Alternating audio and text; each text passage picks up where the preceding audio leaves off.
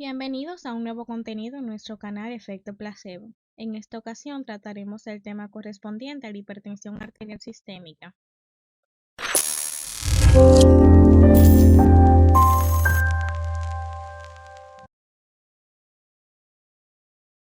De esta vamos a abarcar la definición de la misma, su clasificación, su etiología, su fisiopatología, las complicaciones que trae, su cuadro clínico, el tratamiento y al final le dejaremos la bibliografía de donde extraímos la información para el estudio de la misma.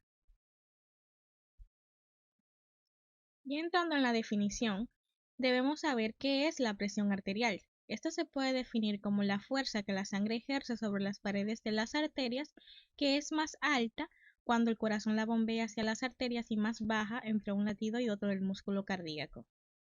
Al momento de tomar la presión arterial también debemos saber escuchar los ruidos de Korokov.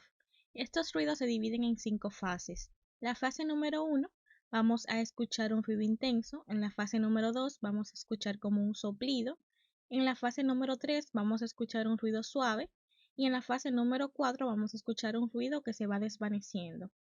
Debemos tener presente que la fase número 1 corresponde a lo que es la presión sistólica y la fase número 4 corresponde a la presión diastólica. La fase número 5 mayormente no se escucha.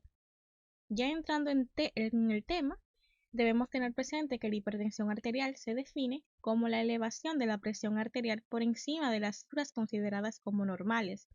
Generalmente, el diagnóstico se establece cuando en la visita médica se encuentra una elevación de las cifras de presión arterial por encima de 140 sobre 90 milímetros de mercurio en 2 ocasiones distintas. Y también este diagnóstico se asegura si además de esto encontramos algún signo de daño en órgano blanco, ya sea el cerebro, el corazón, el hígado, un pulmón o un riñón.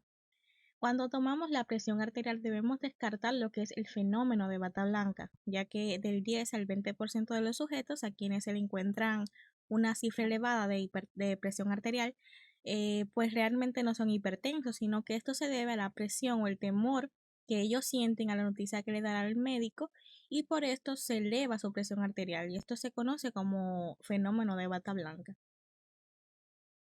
Ya correspondiente a la clasificación de la presión arterial, vamos a decir que esta es óptima cuando se encuentra entre 120 o un poquito menor sobre 80 milímetros de mercurio. Esta será normal cuando la presión sistólica vaya de 120 a 129 y la diastólica de 80 a 84 milímetros de mercurio. Se encontrará limítrofe cuando la sistólica vaya de 130 a 139 y la diastólica de 85 a 89 milímetros de mercurio. Y ya hablaremos de una hipertensión arterial cuando ésta sea igual o mayor a 140 sobre 90 milímetros de mercurio. Esta hipertensión arterial entonces la vamos a dividir en 3 estadios.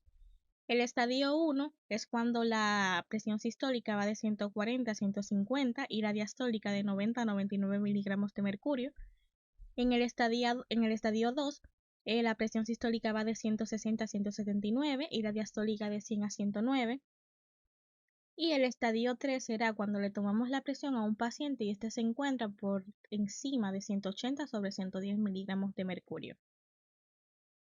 También existe una clasificación clínica donde dividimos la hipertensión arterial en una diastólica y una sistólica. La hipertensión arterial diastólica, independientemente de su etiología, se nota en la cifra sistólica, pero fundamentalmente se va a notar en el nivel diastólico.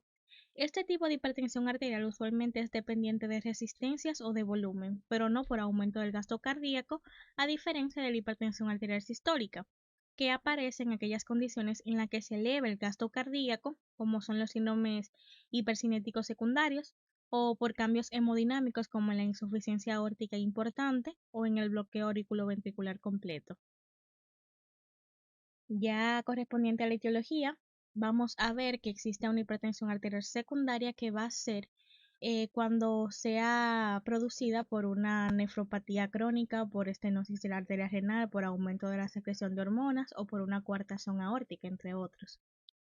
La importancia de la etiología radica en que algunas de las formas secundarias de hipertensión arterial son curables al erradicar la causa. Entonces, cuando la hipertensión arterial no se deba a ninguna de estas causas, la vamos a denominar como esencial.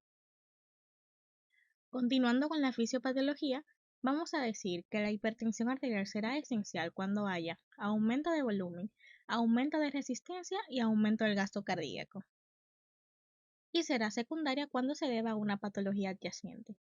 Esta patología puede ser nefrógena, donde tenemos la glomerulonefritis, la nefropatía diabética y la pielonefritis crónica. Estas tres patologías son quizás las nefropatías que con mayor frecuencia se acompañan de hipertensión arterial en sus fases avanzadas. En estos casos, la elevación de la presión arterial se puede deber a la imposibilidad de excretar agua y sodio por el riñón o también por una secreción excesiva de renina.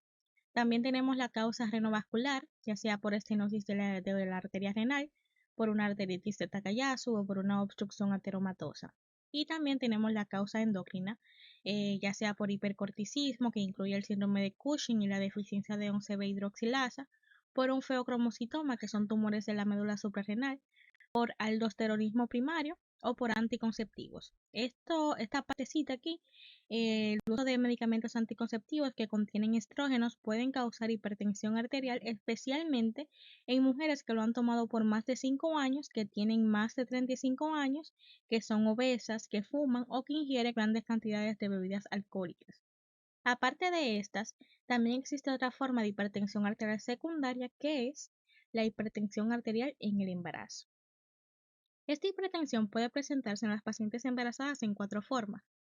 La primera forma es una hipertensión arterial que aparece después de la 20ª semana de embarazo, y a esta, si se le suma la presencia del albuminure, se le va a denominar preeclampsia o toxina del embarazo.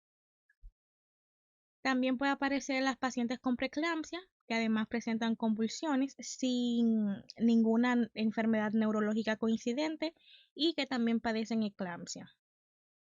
También puede aparecer una hipertensión arterial de cualquier causa o esencial preexistente al embarazo, o una hipertensión arterial preexistente en pacientes embarazadas con albuminuria. Dentro de las complicaciones, entonces vamos a mencionar que a nivel del cerebro, la evolución crónica de la hipertensión arterial condiciona una aterosclerosis difusa del sistema cerebral y por ello favorece los accidentes vasculares cerebrales de tipo trombótico.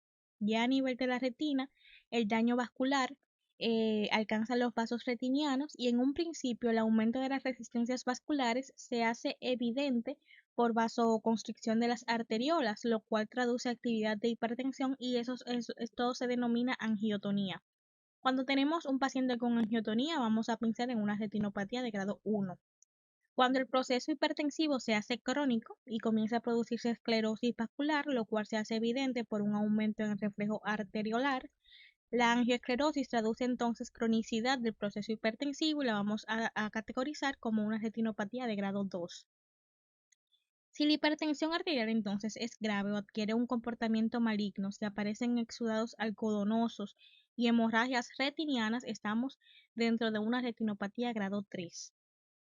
En la hipertensión arterial maligna y la crisis hipertensivas, estas dos se van a caracterizar por el edema papilar, que es ya un grado extremo de retinopatía hipertensiva. Esta ya sería la retinopatía grado 4.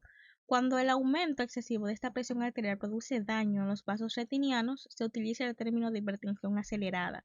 Y cuando se haya además edema papilar, pues vamos a utilizar el término de hipertensión maligna. A nivel del corazón, la hipertensión arterial sostenida constituye una sobrecarga sistólica para el ventrículo izquierdo.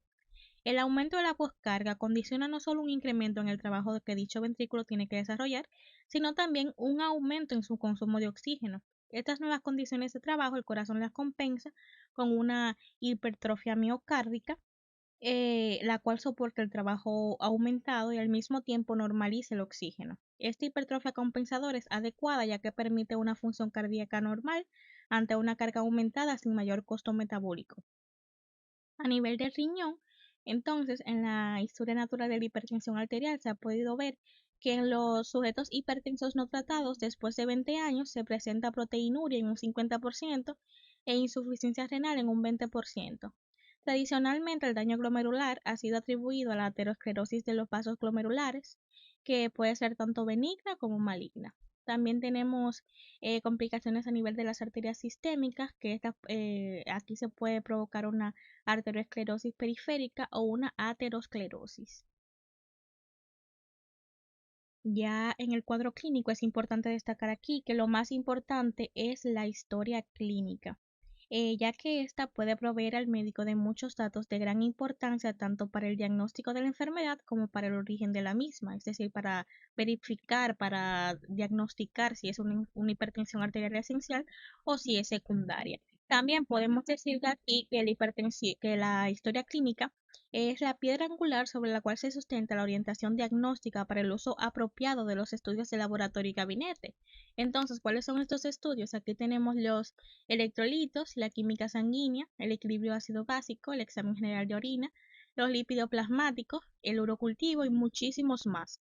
Estos estudios de laboratorio y gabinete lo vamos a hacer dependiendo la patología, los signos y síntomas que tenga este paciente. Por eso debemos hacer una historia clínica completa y bien desarrollada. Ya correspondiente al tratamiento, la hipertensión arterial secundaria puede ser tanto curable como incurable. Entonces, será potencialmente curable cuando la causa de la hipertensión es reconocida y es factible su erradicación. Entonces, será potencialmente incurable cuando conocemos la etiología de la hipertensión, pero su erradicación solamente se plantea en casos extremos, como ocurre en las nefropatías crónicas o en la hipertensión maligna. En estos casos, mejor se prefiere dar tratamiento médico y solo en aquellos casos en los que es imposible el control satisfactorio de las cifras tensionales, pues se plantea la necesidad de una nefrectomía bilateral. Ya para la hipertensión arterial esencial, aquí no se da tratamiento etiológico, sino más bien que el objetivo terapéutico estará encaminado solamente a normalizar las cifras de presión arterial mediante medicamentos antihipertensivos. Entonces, cuando estos medicamentos antihipertensivos no controlen la presión arterial y siga elevada, pues lo que tenemos que hacer es evitar las complicaciones ya mencionadas mediante cardioprotectores y nefroprotectores. Bien, hasta aquí ha sido el resumen de esta enfermedad, recordando que pueden orientarse en la bibliografía que ven en pantalla para mayor entendimiento de lo que es la hipertensión arterial. Espero y se animen a seguir explorando en los libros y si les gustó el contenido de este video pueden suscribirse y darle a la campanita para seguir nuestros contenidos que serán similares a este de diversas patologías.